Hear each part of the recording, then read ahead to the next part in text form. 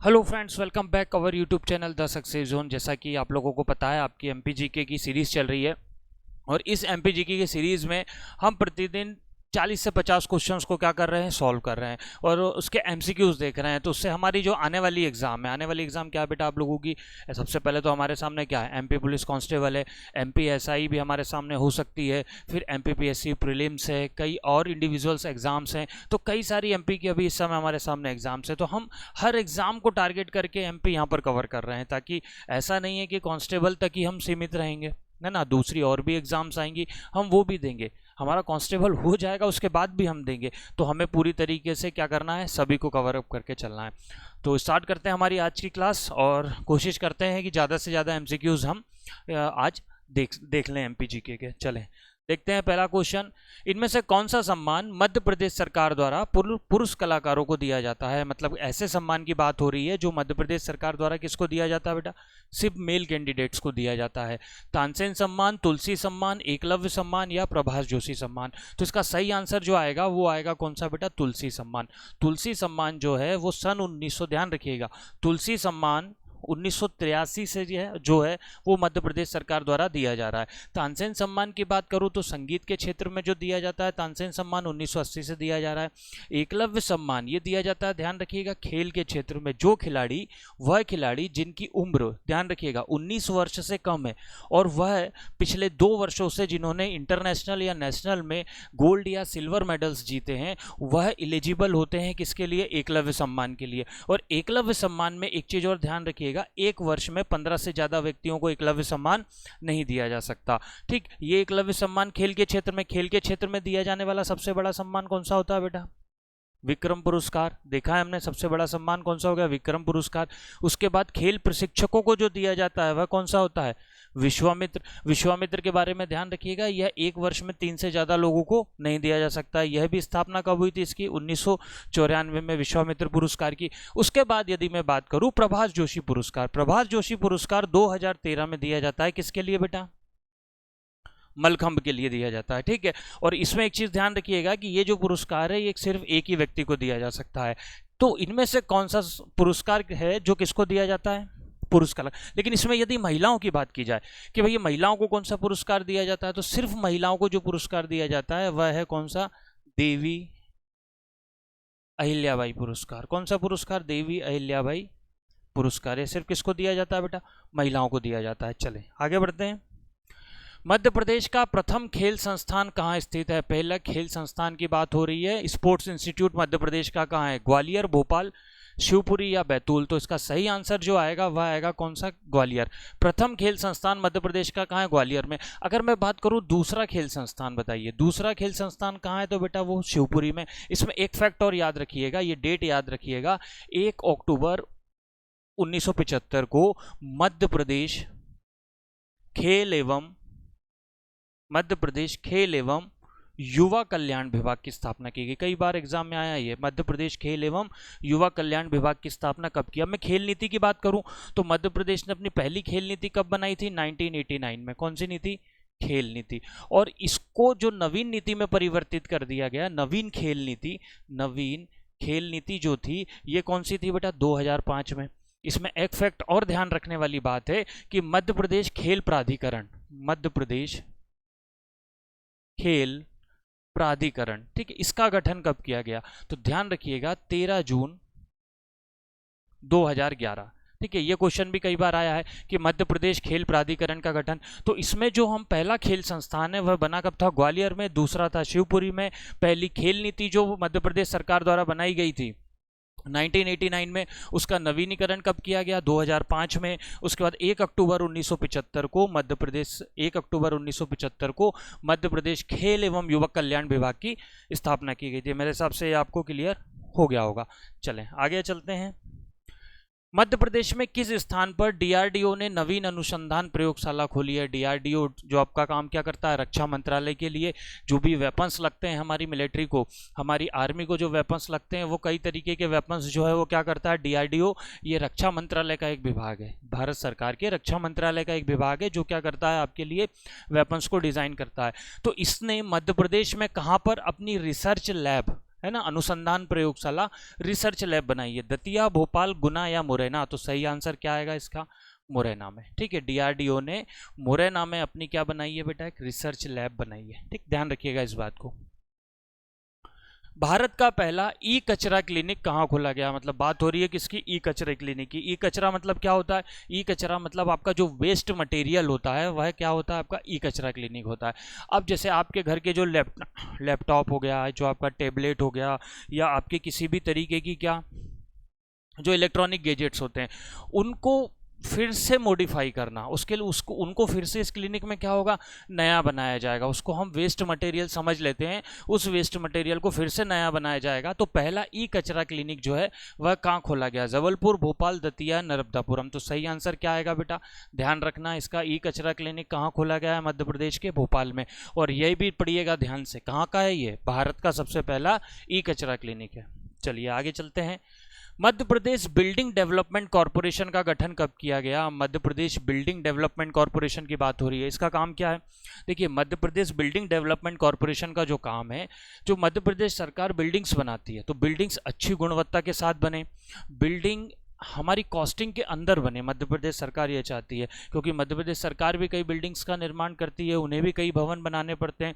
तो उन्होंने क्या किया है कि Madhya Pradesh building development corporation का गठन किया है। और यह गठन जो किया गया है बेटा 21 फरवरी 2022 को, ध्यान रखिएगा। Madhya Pradesh building development corporation का जो गठन किया है वह हुआ है 21 फरवरी 2022 को। भारत सरकार ने मध्य प्रदेश में कहाँ मेडिकल डिवाइस पार्क लगाने की घोषणा की है या स्वीकृति दी है? मतलब मेडिकल डिवाइस पार्क लगाने की घोषणा, जिस जगह पर मेडिकल डिवाइसेस बनेंगी वह मेडिकल डिवाइसेस कहां पर लगेगा? धार, उज्जैन, सीहोर या देवास? तो इसका सही आंसर क्या है? उज्जैन। मेडिकल डिवाइस कहाँ लगेगी? उज्जैन। उज्जैन में बहुत सारी चीज़ें हैं। सबसे पहली चीज़ कौन सी नदी के किनारे है? भाई क्षिप्रा नदी के किनारे पे। उसके बाद में बात करूँ तो यहाँ पर क्या है? चिंतामन गणेश मंदिर है, ये भी हमारे एग्जाम में आ सकता है। उसके बाद मैं बात करूं महल में तो कालिया देह महल है। ठीक है, कालिया देह, ये भी कई बार एग्जाम में पूछा गया है। उसके बाद यदि मैं बात करूं सबसे इंपॉर्टेंट संदीपनी आश्रम, संदीपनी आश्रम भी कहाँ है? उज्जैन में। उसके बाद यदि हम बात करें मंगलनाथ, मंगलनाथ कहाँ है भाई? यह भी उज्जैन में। महाकाल मंदिर तो आप सभी लोगों को पता है ये कहाँ है? उज्जैन में। तो मेडिकल डिवाइस पार्क लगाने की परमिशन इंडियन गवर्नमेंट ने कहाँ पर दी है? उज्जैन में दी है। मुझे लगता है आपको ये क्लियर हो गया होगा। चलें आगे चलते हैं। 15वें वित्त आयोग की अनुशंसा पर, मतलब जो वित्त आयोग है, फाइनेंस कमीशन पढ़ा है हमने, कॉन्स्टिट्यूशन, इंडियन कॉन्स्टिट्यूशन के आर्टिकल 280 में फाइनेंस कमीशन है। तो 15वें वित्त आयोग की अनुशंसा के अनुसार वर्ष 2022-23 में राजकोषीय घाटा कितने प्रतिशत होगा? तो सबसे पहले हम इस बात को समझें कि ये वित्त आयोग होता क्या है, फाइनेंस कमीशन क्या होता है। तो देखो बेटा, भारतीय संविधान के जो आर्टिकल है, भारतीय संविधान का आर्टिकल 280 में फाइनेंस कमीशन के गठन की बात करिए। एक वित्त आयोग देश का होता है और एक वित्त आयोग होता है कौन सा? राज्य का वित्त आयोग। तो मैं अभी यहाँ बात कर रहा हूँ कौन से? देश के वित्त आयोग की। तो आर्टिकल 280 में एक वित्त आयोग का गठन किया जाता है और इसका जो अध्यक्ष है उसकी रिक्रूटमेंट कौन करता है? राष्ट्रपति करता है। कौन करता है बेटा? राष्ट्रपति करता है। अब ये गठन क्यों किया जाता है? ये गठन किया जाता है सेंट्रल गवर्नमेंट और स्टेट गवर्नमेंट, आपकी दो गवर्नमेंट्स हैं, सेंट्रल गवर्नमेंट और स्टेट गवर्नमेंट के बीच फाइनेंस का बंटवारा किस रेशो में किया जाए, ये राष्ट्रपति को परामर्श देने के लिए किया जाता है। और इसमें एक चीज ध्यान रखिएगा, इसके द्वारा दी गई सलाह, ठीक है, मतलब बाध्य नहीं है मानने के लिए। मान लो इसने कोई सलाह दी कि स्टेट और सेंट्रल के बीच इस रेशो में फाइनेंस का बंटवारा किया जाए, तो ज़रूरी नहीं है कि उसकी सलाह माने, लेकिन इसका गठन कौन करता है? राष्ट्रपति अपनी इच्छा अनुसार करता है। उसकी इच्छा होगी जब तक रखेगा, उसकी इच्छा नहीं होगी जब तक नहीं रखेगा।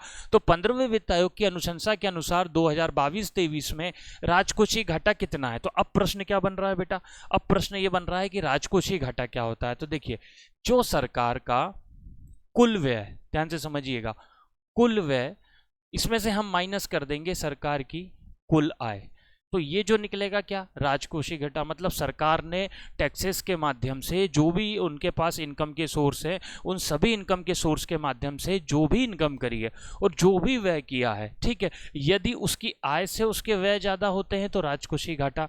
तो इसमें एक चीज़ और ध्यान रखिएगा, इसमें है ना, उधार को शामिल नहीं किया जाता। अगर सरकार कोई उधार पैसा लेती है किसी भी ऑर्गेनाइजेशन से या कहीं से भी, तो वो पैसा शामिल इसमें नहीं किया जाएगा। कुल व्यय माइनस कुल आय बराबर आपका क्या हो जाएगा? राजकोषीय घाटा। अब कितना रहने का मतलब अनुमान लगाया है? 2.5, 3.2, 2.8 या 3.5। तो इसका सही आंसर क्या होगा? 3.5। 2022-23 में जो राजकोषीय घाटा है वो 3.5 रहने का एक अनुमान वित्त आयोग ने, 15वें वित्त आयोग ने लगाया। एक बार ये भी पूछा जा सकता है कि भाई ये वित्त आयोग कौन से नंबर का है, तो ध्यान रखिएगा ये वित्त आयोग कौन सा? 15वें वित्त आयोग। और पहले वित्त आयोग के अध्यक्ष कौन थे? चलिए देश के, ये भी कई बार पूछा गया है, के.सी. नियोगी, ये भी ध्यान रखिएगा। पहले वित्त आयोग के अध्यक्ष के.सी. नियोगी थे देश के। डिजिटल दान कैंपेन शुरू करने वाला देश का पहला जिला, मध्य प्रदेश का ऐसा पहला जिला है बेटा जिसने क्या किया था? डिजिटल दान कैंपेन। मतलब डिजिटल से आप क्या समझे?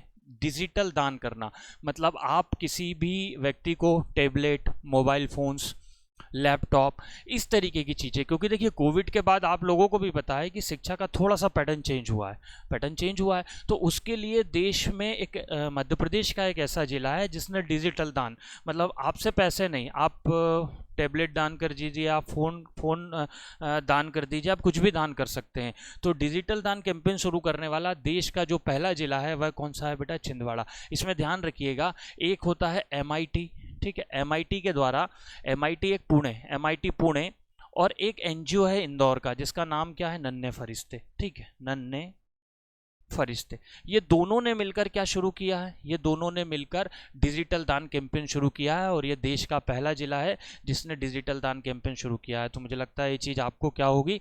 ध्यान हो गई होगी। चले आगे चलते हैं। कुंडलपुर बादकपुर पवित्र क्षेत्र मध्य प्रदेश में कहाँ है? मतलब बात हो रही है किन दो क्षेत्रों की बेटा? कुंडलपुर और बादकपुर। कई सारे पवित्र क्षेत्र हैं, पवित्र क्षेत्र घोषित करें, जैसे कि चित्रकूट पवित्र क्षेत्र है, ठीक है, आपका खजुराहो पवित्र क्षेत्र है, आपका सांची पवित्र क्षेत्र, वैसे कई पवित्र क्षेत्र है। तो उसमें बात हो रही है क्या? ये जैन तीर्थ स्थल है, कुंडलपुर और बांदकपुर। पवित्र क्षेत्र कहाँ? जैसे हमने पढ़ा भाई, उदयगिरी कहाँ है? विदिशा में है। आपका गोमटगिरी कहाँ है? इंदौर में है। मुक्तागिरी कहाँ है? आपका जैन तीर्थ स्थल बैतूल में है। वैसे ही वैसे भी और भी कई सारे पवित्र स्थल हैं। तो कुंडलपुर और बादकपुर पवित्र स्थल मध्य प्रदेश में कहाँ है? दमोह, गुना, भिंड या मुरैना। तो ध्यान रखिएगा ये दोनों कहाँ पर है बेटा? दमोह में है, कोई ना, ठीक। उदयगिरी की बात करूं मैं, तो उदयगिरी कहाँ है? विदिशा में। अच्छा, इसमें ये पूछ लो कि उदयगिरी में कितनी गुफाएं हैं, तो इसमें गुफाओं की संख्या कितनी है? 20 है। मैं पूछूं आपसे क्या गोमटगिरी कहाँ है? तो गोमटगिरी हमें पता होना चाहिए कहाँ पर है बेटा? इंदौर में है, ठीक है। मुक्तागिरी की बात करूं तो मुक्तागिरी कहाँ है? मुक्तागिरी आपकी कहाँ पर है बेटा? बैतूल में, ठीक है। ध्यान रखिएगा ये 2-3 पॉइंट्स को। चलिए आगे चलते हैं। परिसंकटमय रसायनों का विनिर्माण, भंडारण और आयात निगम, मतलब ऐसे रसायन जो संकट में है उनका विनिर्माण, मतलब उनको रीमैन्युफैक्चर्ड करना, ठीक है, उनको स्टोरेज करना और उनका क्या करना? इंपोर्ट करना। ये निगम जो बनाया गया है मध्य प्रदेश सरकार द्वारा, यह कब बनाया गया है?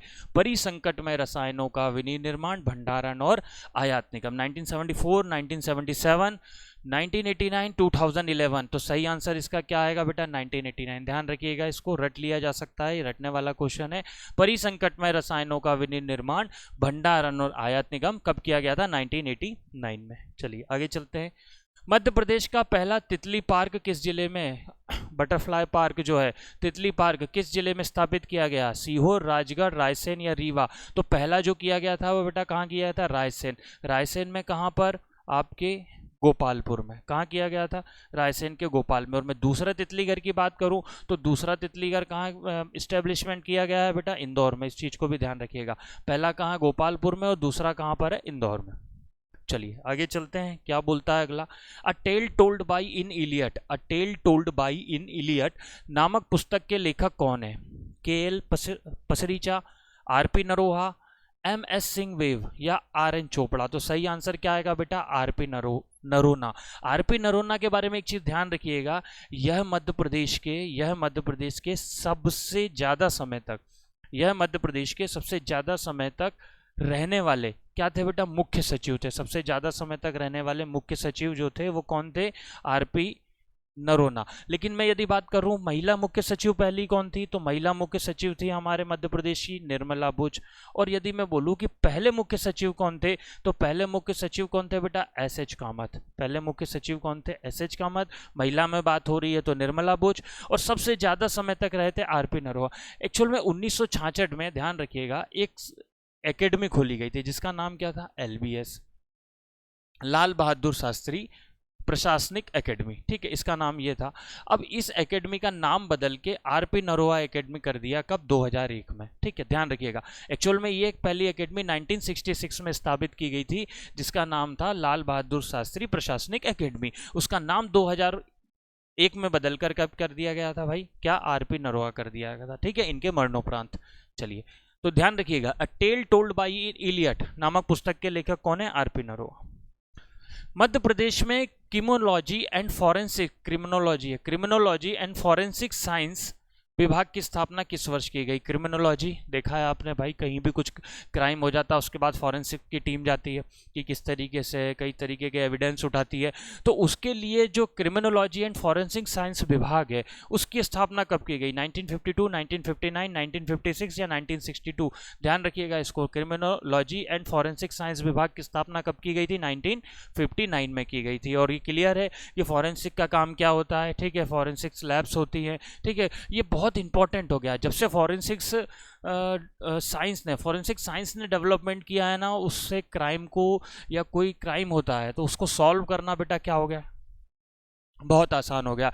मतलब किसी को कि कोई भी जो इन्वेस्टिगेटर होते हैं उनको किसी भी तरीके की कोई समस्या नहीं होती, प्रूफ सामने आ जाता है और तुरंत वो क्या है, क्रिमिनल को पकड़ लेते हैं। चले, मध्य प्रदेश का वह स्थान जो रथों और पहियों वाले पीतल के घोड़े के लिए प्रसिद्ध है, बताइए, रथों और पहियों वाले पीतल के घोड़े के लिए प्रसिद्ध है, मध्य प्रदेश का वह स्थान कौन सा है? रीवा, टीकमगढ़, सतना या भोपाल? तो मध्य प्रदेश का वह स्थान जो रथों और पहियों के पीतल के घोड़े के लिए है, तो ध्यान रखिएगा वह कौन सा है?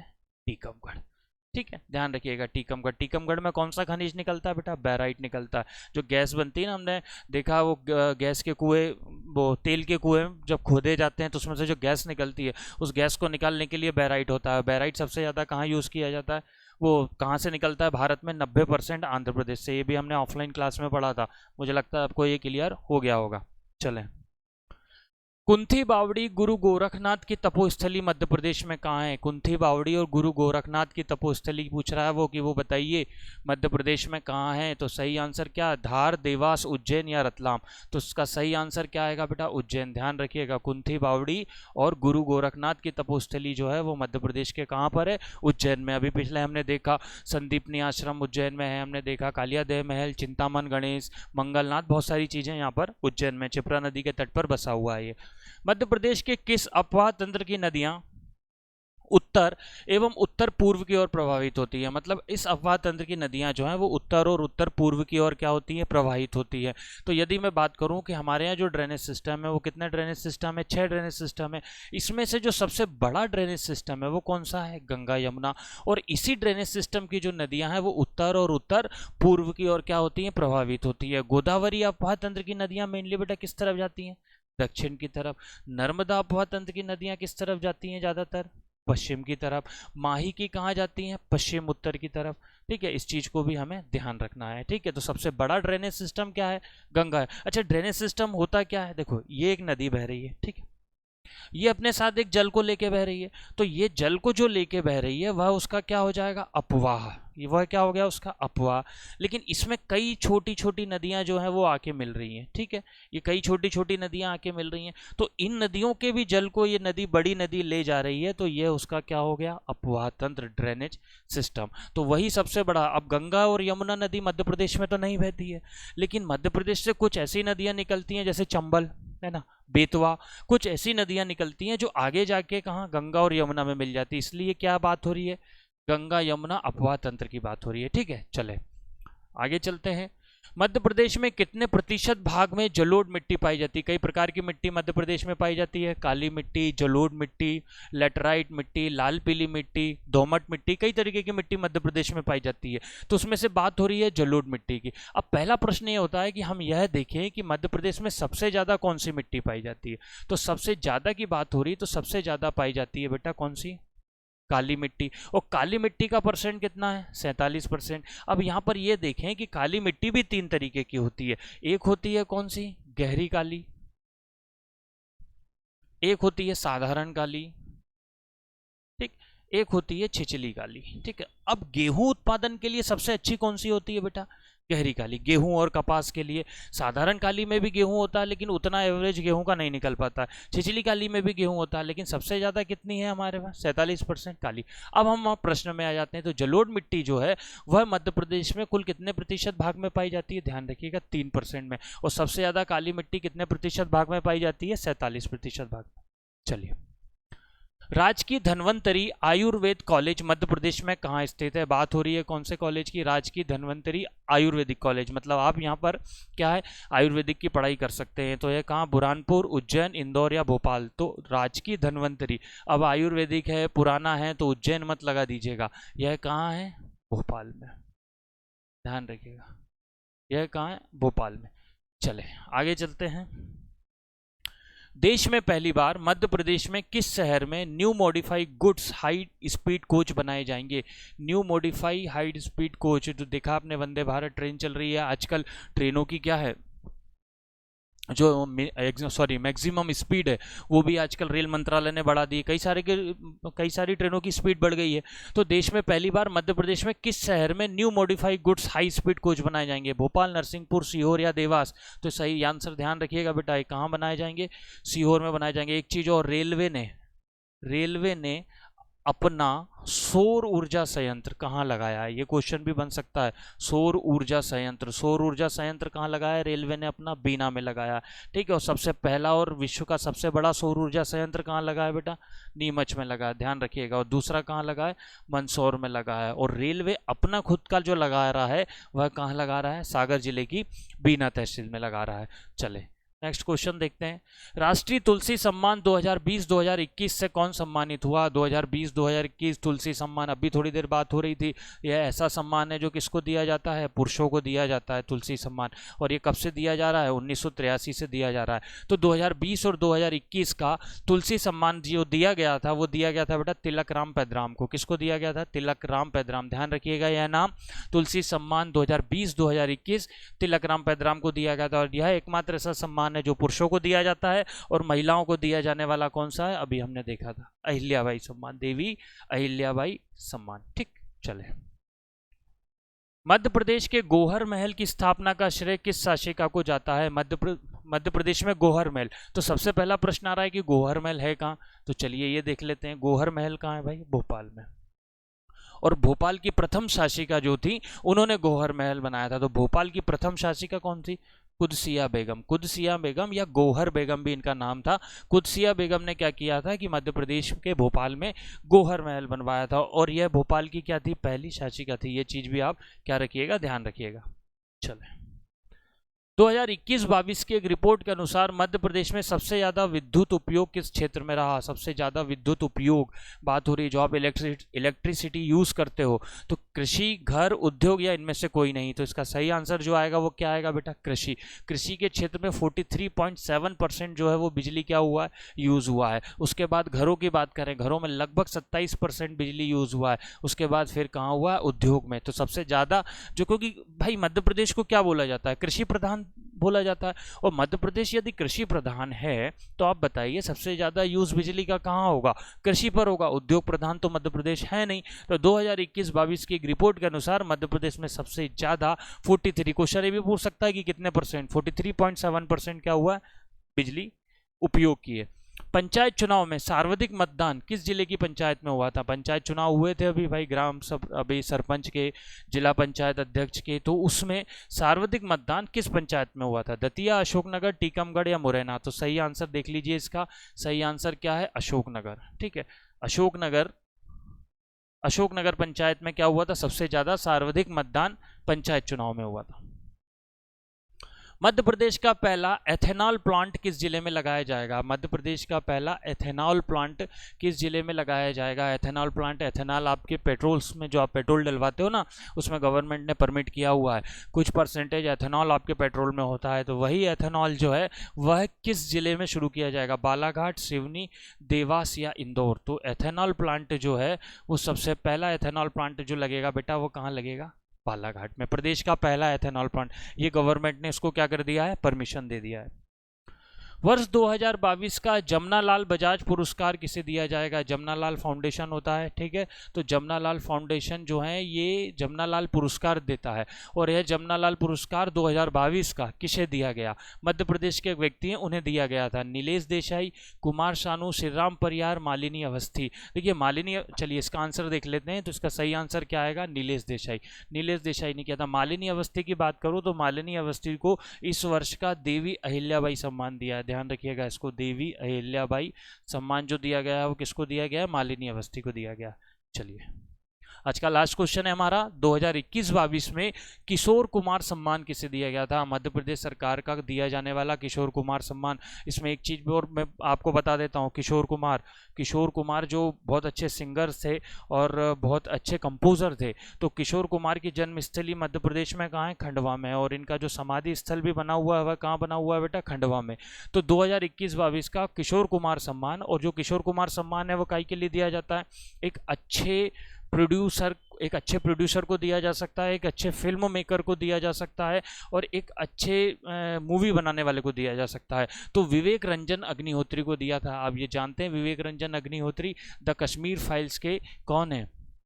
प्रोड्यूसर है। द कश्मीर फाइल्स जो मूवी आप लोगों ने देखा होगा वो किन्होंने बनाई है? विवेक रंजन अग्निहोत्री ने, और इन्हें ही किशोर कुमार सम्मान जो है वो बेटा दिया गया था। तो आज थोड़े से कम क्वेश्चंस हमने देखे हैं, लेकिन मुझे लगता है कि आपके ये काफ़ी क्वेश्चंस क्लियर हो गए होंगे। कल के वीडियो में हम और भी ज़्यादा क्वेश्चंस देखने का प्रयास करेंगे, तो बिल्कुल आप लोग बिल्कुल स्लोली विन द रेस, बिल्कुल आप बहुत अच्छे तरीके से पढ़ते रहिए और आगे बढ़ते रहिए। मिलते हैं नेक्स्ट वीडियो में। Thank you so much.